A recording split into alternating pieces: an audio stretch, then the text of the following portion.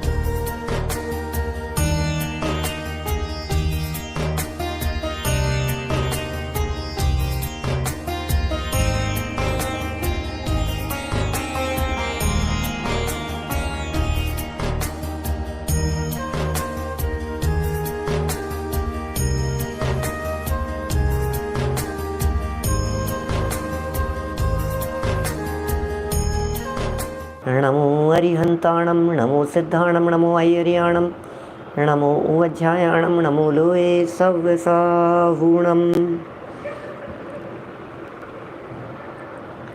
ओकारं बिन्दुसंयुक्तं नित्यं ध्यायन्ति योगिनः कामदं मोक्षदं चैवे ओंकाराय नमो नमः।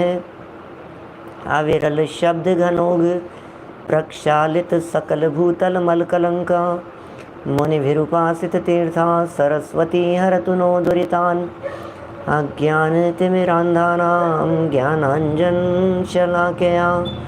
चक्षुरुन्मीलितं येन तस्मै श्रीगुरुवे नमः। श्री परम गुरुवे नमः। परम्पराचार्य गुरुवे नमः। सकल कलुष विध्वंसकं श्रेयसां परिवर्धकं धर्म संबंधकं भव्य जीव मनः प्रतिबोधकारकं पुण्य प्रकाशकं पाप प्रणाशकमिदं शास्त्रं श्री संयम प्रकाश नामधेयम्। अस्य मूल ग्रंथकर्तारे श्री सर्वज्ञ देवास्तदुत्तर ग्रंथकर्तारे श्री गणधर देवा प्रतिगणधर देवा तेषां वचनानुसारमासाद्य आचार्य श्री कुंदकुंदामनाये आचार्य सूर्यसागरेण विरचितं श्रोतारः सावधानतया शृण्वन्तु। मंगलम भगवान वीरो मंगलम गौतमो गणी मंगलम कुंद कुंदाद्यो जैन धर्मोस्तु मंगलम सर्वमंगल मांगल्यम सर्वकल्याणकारिकम प्रधानम सर्वधर्माणां जैनम जयतु शासनम जैनम जयतु शासनम जैनम जयतु शासनम। संयम प्रकाश नाम का यह ग्रंथ है आचार्य सूर्य सागर जी महाराज साहब द्वारा लिखी गई। यह सुंदर अनुपम रचना है।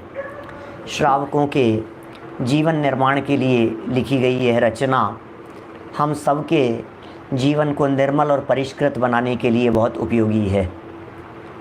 एक एक बात हमारे लिए है कि हमारा जीवन कैसा होना चाहिए।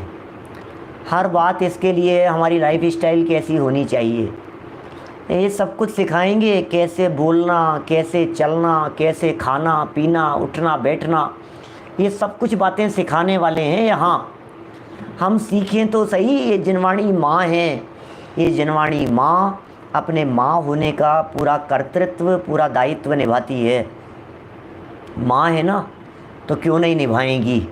माँ क्या सिखाती है। मैं ये पूछूं कि माँ ने क्या नहीं सिखाया। यदि कुछ भी कमी रह जाती है बच्चे में तो जीवन पर्यंत उसे ये सुनना पड़ता है इसके माँ बाप ने सिखाया नहीं। क्या माने जो भी कमी रह गई है, जो विकृति रह गई है, उसका सबका इल्ज़ाम माता पिता के माथे पर जाता है। अच्छे संस्कार नहीं दिए, यही सिखाया है कि तुम्हारी माँ ने, यही सिखाया है क्या? बात बात में घरों में इस तरह के ताने मारते हुए वाक्य आपको सुनने को मिल जाएंगे। इसका मतलब माँ कितना बड़ा रोल प्ले करती है ये समझिए आप। हर बात में प्रमोद जी भाई साहब, कहीं किसी ने कुछ कर दिया, बहू ने कुछ कर दिया, बेटे ने कुछ कर दिया, यही सिखाया है हमने। स्कूल में, कॉलेज में, छोटे छोटे से बच्चों को पाठशालाओं में पढ़ने वाले में तेरे माँ बाप ने कुछ सिखाया नहीं है क्या?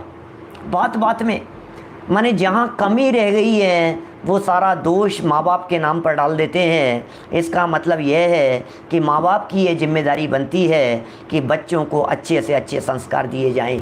ये जनवाणी हमारी माँ है, ये जनवाणी हमारे में किसी भी प्रकार की कमी न रहने पावे इसका पूरा प्रयत्न करती है। इतनी भी कमी कैसे रह जावे क्या?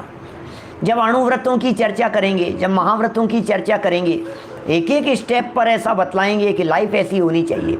सुनिए, जीवन कैसा होना चाहिए और चिंतन कैसा होना चाहिए और श्रद्धा कैसी होनी चाहिए, सब कुछ तो जनवाणी माँ सिखाती है। श्रद्धा कैसी होनी चाहिए, समय सार की 6ठी और 7वीं गाथा पढ़ लो। श्रद्धा ऐसी होनी चाहिए। क्या आचरण कैसा होना चाहिए कि संयम प्रकाश पढ़ लो। कि नहीं नहीं साहब, हमें एक माँ तो पसंद है जो श्रद्धा की बात करती है, और जो ये आचरण की बात करती है ना, ये माँ हमारे को पसंद नहीं है। तो कहते हैं बेवकूफ़, तुझे अकल नहीं है, ये 2 माँ नहीं है, माँ तो एक ही है। क्या ये कोई 2 अलग अलग माँ हैं क्या? समस्या हमारी सबसे बड़ी यहाँ हो जाती है कि जब वही माँ हमारे मन माफिक बात कहने लगती है तो हमें पसंद आने लग जाती है, और हमारे मन के विपरीत कोई बात होती है तो हम कहते हैं ये तो मुझे पसंद नहीं है।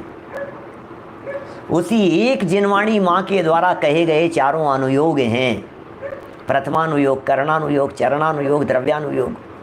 बहुत सारे लोगों को प्रथमानुयोग पसंद आता है, बहुत सारे लोगों को द्रव्यानुयोग पसंद आता है, बहुत सारे लोग ये कहते हैं हमें तो सिर्फ कर्णानुयोग ही पढ़ना है, कुछ ऐसा कहते हैं हमें चरणानुयोग ही पढ़ना है। लेकिन भैया, हम तो जिनवाणी माँ के यदि सच्चे सपूत हैं तो हम तो पूरी बात पढ़ाएंगे, कहीं किसी एंगल से कमजोरी नहीं रह पाए।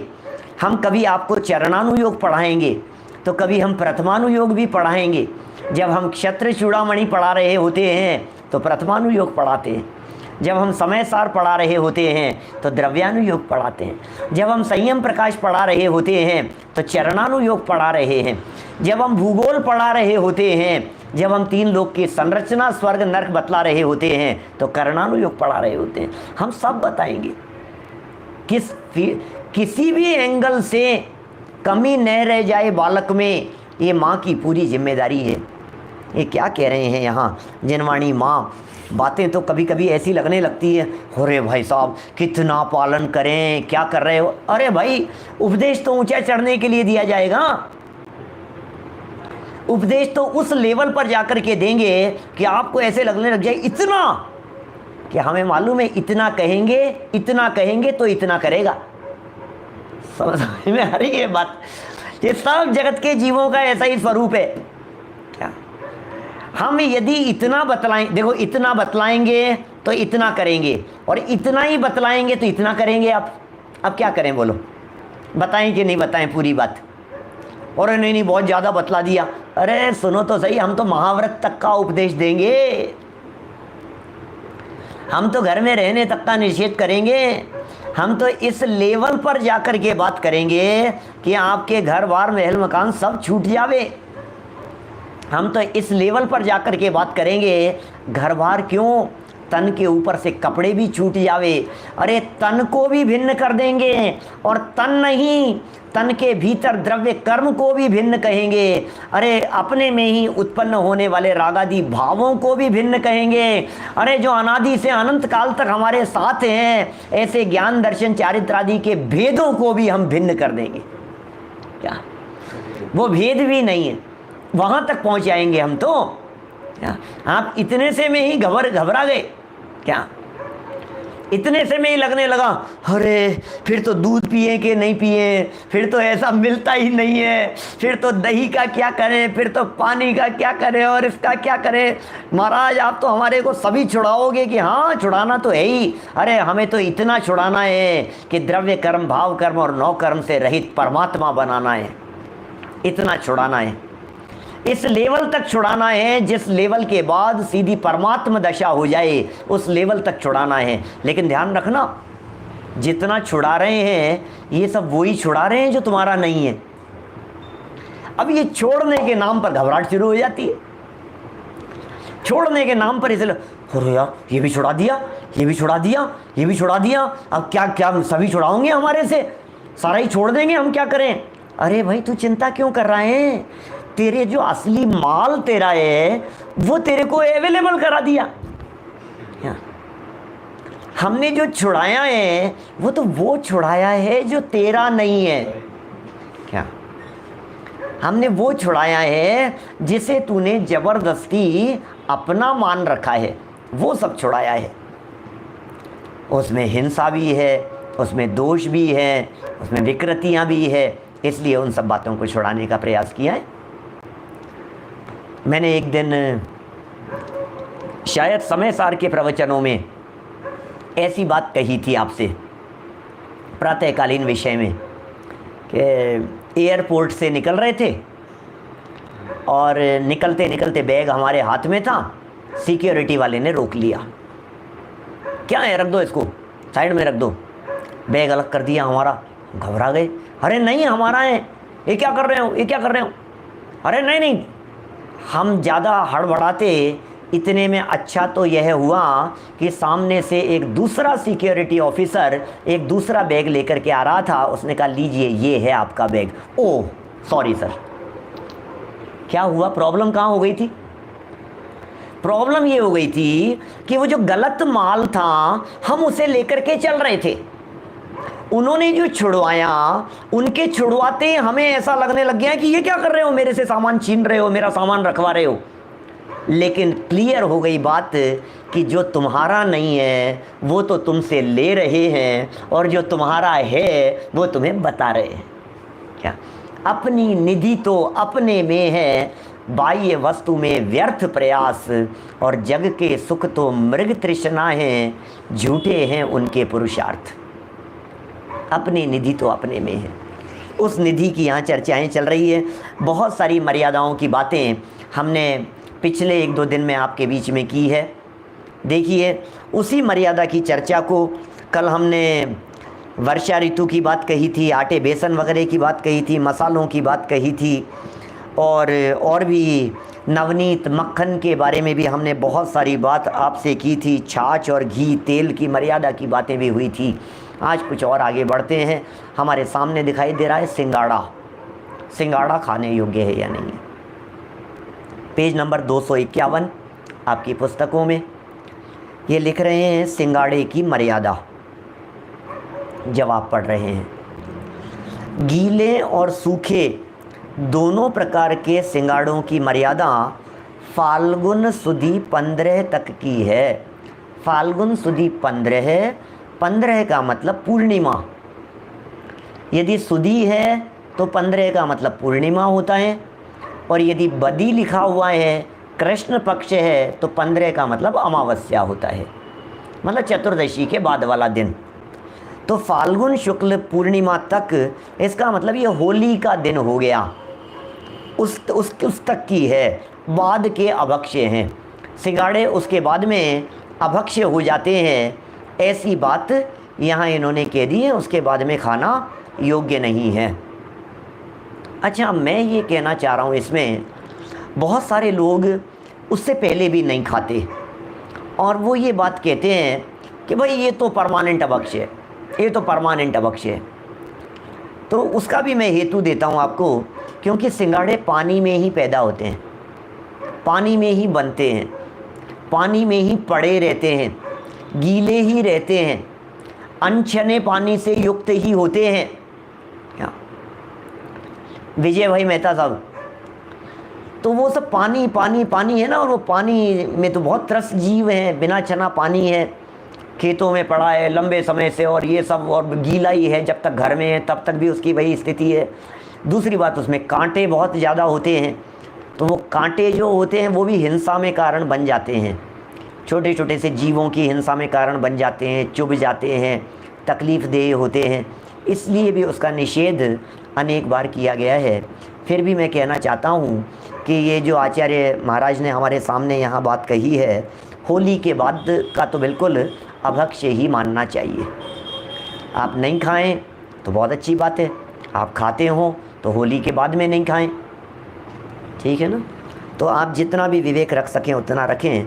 साबूदाने की मर्यादा, ये साबूदाना क्या चीज़ है? क्या साबूदाने की मर्यादा? यह वृक्ष के रस को सुखाकर बनाया जाता है साबूदाना, पर यह ज्ञात नहीं कि ये किस वृक्ष से कैसे बनाया जाता है, ये पता नहीं है। अतएव अभक्ष्य जान त्याग देना चाहिए। इसी प्रकार गोंद भी अभक्ष्य है। मतलब यहाँ स्पष्ट शब्दों में अभी इन्होंने खुलासा नहीं किया है, 70 साल पुरानी रचना है महाराज साहब की लिखी हुई, इसमें इन्होंने साबूदाने के बारे में खुलासा नहीं किया। लेकिन ये जो साबूदाना है ना, इस साबूदाने में बहुत बड़ा दोष लगता है। अभक्ष्य है, बिल्कुल अभक्ष्य है। साबूदाने की जो निर्माण प्रक्रिया है, कभी आप उसकी निर्माण प्रक्रिया को देखेंगे तो आपको पता लगेगा, हो सकता है महाराज साहब के पास में उपलब्ध नहीं हो सकी हो। ऐसी इसकी निर्माण की प्रक्रिया है, जिस भी वृक्ष का और उसका, आप तो वीडियो भी आ गए हैं, ऐसा ये सामने से लिख रहे हैं, बता रहे हैं कि वीडियो भी आ गए हैं साबूदाना किस तरह से बनता है, इसे बतलाने के लिए। लेकिन गंभीरता से यदि आप विचार करेंगे तो आप पाएंगे कि उसमें बहुत महीनों तक उसके रस को भरा जाता है, कुंडों वगैरह के अंदर भरा जाता है, जीव पड़ते रहते हैं उसके अंदर, और फिर उनको रोंधा जाता है, उसको बहुत, फिर उनको ऐसे बनाया जाता है, उनको इस तरह से, मतलब बहुत हिंसा से बनता है। इसके बनाने की जो प्रोसेस है, तो बनाने की प्रोसेस देख लेवें तो आप जीवन में फिर उसे खा नहीं पाएंगे, ऐसा है। उज्जैन में बनता है, बहुत सारी फैक्ट्रियां हैं, ऐसा बतला रहे हैं हमारे विद्वान प्रियंक जी।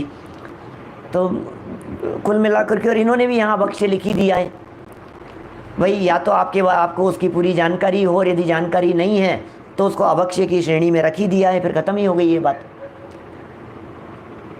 कुछ सालों पहले कोई लेख पढ़ा था मैंने साबूदाने के संदर्भ में, इतना भयानक था, मैंने देखने के बाद में, उसे पढ़ने के बाद में कोई व्यक्ति खा नहीं सकता। हम तो बचपन से ही नहीं खाते हैं, क्योंकि हमारे दादी जी नहीं खाते थे। बहुत सारे त्याग तो हमने ऐसे किए जो हमारे दादी जी के किए हुए थे, वो नहीं खाते थे, तो हमने समझ लिया कि दादी अम्मा जी नहीं खाते हैं तो हमें भी नहीं खाना है, अम्मा नहीं खाती है तो हमें भी नहीं खाना है, बस परिवार के संस्कार जैसा। तो हमने तो बचपन से ही नहीं खाया कभी। लेकिन जब उसको पढ़ा ना, तो पढ़ने पर तो ऐसे रोंगटे खड़े कर देने जैसे दृश्य हैं, ऐसा है। ऐसा लगता है हमारे को कि ये क्या चीज़ें हैं, ये क्या बातें पढ़ रहे हैं, हे भगवान, क्या खा रहे हैं लोग। ये बाजार की सभी चीज़ों में इसी तरह के दृश्य हैं। लेकिन कोई बात नहीं, हम सबके बारे में नहीं कहते हैं, ये तो स्पष्ट रूप से अभक्ष्य है। त्रस्त जीवों का पिंड है, लटें कुलबुलाती हुई देखी गई हैं उनमें, और उसको मथते समय, उसको बनाते समय बहुत हैं, पीड़ित कर देने वाले, दिल दहला देने वाले ऐसे प्रसंग दिखाई देते हैं, है ना। तो देखिए, इसे अभक्ष्य कह दिया। गोंद को भी इसी तरह से इन्होंने अभक्ष्य कहा है। और आगे बढ़ते हैं, दही में मेवा मिष्ठान मिलाने की मर्यादा। दही में मेवा मिला देवें, दही में मिष्ठान वगैरह मिला देवें, मीठा मिला देवें, दही में शुगर वगैरह मिला दी जाती है, गुड़ मिला दिया जाता है, ये दही में मिला करके खाते ही हैं।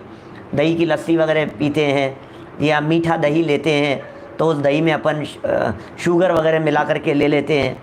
तो उसके संदर्भ में कहना चाहिए। और ये जो बनता है श्रीखंड वगैरह बनता है, दही से ही बनता है ना, तो उसको मिला करके, उसमें मीठा वगैरह मिला करके बनाते हैं ये।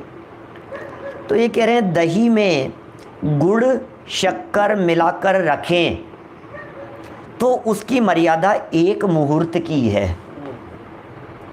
इसका मतलब आप यदि मर्यादा का दही सेवन कर रहे हैं, दही खा रहे हैं, तो आप इतना ज़रूर ध्यान रखें कि उसमें यदि हमने शुगर मिलाई है, मीठा मिलाया है, तो फिर हम 48 मिनट के अंदर अंदर उस दही का सेवन कर लेवें, ज़्यादा लंबे समय तक उसको रखें नहीं रखें।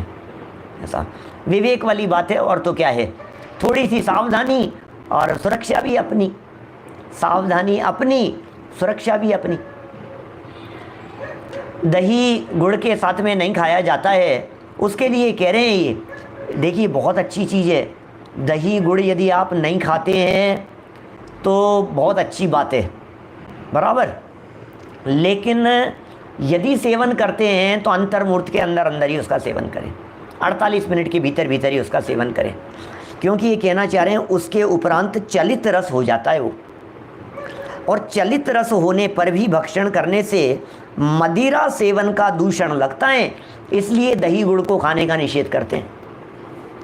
क्योंकि हमने तो कह दिया आप तो पौन घंटे के अंदर अंदर खा लेना, अब आप तो पौन घंटे का विवेक रखोगे नहीं, तो आप जब खाएंगे तो उसमें मदिरा सेवन का दोष लगेगा, चलित रस हो जाता है वो, उसका स्वाद परिवर्तित हो जाता है। चांदी के उससे जमाइए, किसी और चीज़ से जमाइए, दही मैंने सब चीज़ों से बराबर बनता है। कल परसों हमने बहुत सारे ऑप्शन दिए थे आपको, और भी यदि आप आपके साधर्मियों से चर्चा करेंगे तो ज़रूर आपको वे कुछ न कुछ बेटर ऑप्शन बतला देंगे कि दही को किस तरह से, किस रीति से जमाना चाहिए। कल ही की बात है, शायद मैंने आपको दही के बारे में कहा था, वो अनादिकालीन परंपरा का दोष लगता है क्या। कल रात को ही सिंघवी जी साहब, कल रात के ही प्रवचन में मैंने चर्चा की थी ऐसी, आपने शायद सुना होगा रास्ते में। तो ऐसे कितना लंबा समय जिस दुकान से लेकर के आए हो उससे पूछो कि आपने कभी ये जावण कहीं और से भी लाए हो क्या, तो कहेगा नहीं हमारे तो रोज़ दही रहता है, उसी में से निकाल लेते हैं अपन। तो बोले कितने सालों से निकाल रहे हो? बोले 40 सालों से। वो कब से? बोले वो और पहले से, वो और पहले से, वो कब से चला रहा है। अनादिकाल निकलेगा, अनादिकाल। यदि कहीं कोई मर्यादित जमाने वाला नहीं मिला होगा तो क्या, बीच में यदि किसी ने मर्यादा से किसी चीज़ से यदि जमाया होगा तब तो बराबर है, अदरवाइज़ बहुत मुश्किल हो जाएगी। पूरी हो गई ये चर्चा। मेवा मिष्ठान मिलाने की बात हो गई, गुड़ शक्कर मिलाने की बात हो गई। दही में यदि गुड़ मिला दिया गया है तो वो थोड़ी ही देर बाद में शराब का रूप बदल जाता है क्या। गोंद को भी जो इन्होंने गोंद की चर्चा काफ़ी चल रही है। अब आप अपने ऊपर निर्भर करता है कि वो गोंद कहाँ से बना है, कैसा बना है, क्योंकि गोंद के चक्कर में सबसे ज़्यादा ये लफड़ा हो रहा है। मुझे मालूम है साबूदाना छोड़ना बहुत आसान है, लेकिन गोंद छोड़ने में सर्दियों के लड्डू छूट जाते हैं तो सबको लगता है कि भाई आप गोंद को अब अक्षय बतला रहे हो, फिर कैसे पार पड़ेगी। साबूदाना तो नहीं खाएंगे, चलो कोई बात नहीं, नहीं चलेगा, साबूदाना तो नहीं खाएंगे, लेकिन गोंद का क्या करें? कोई बात नहीं। गोंद जो है वृक्ष से आता है और उसमें जीव वगैरह लग जाते हैं। आप सावधानी से यदि उसको प्रयोग में लेते हैं, आप सम दिमाग में तो रखिए इस चीज़ को।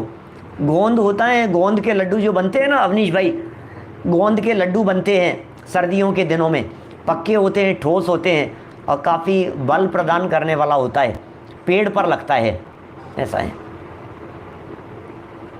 देखिए विशेष रखने में, आगे चल रहा हूँ मैं, दूध दही में शक्कर मिला दी तो 48 मिनट के अंदर खाना है।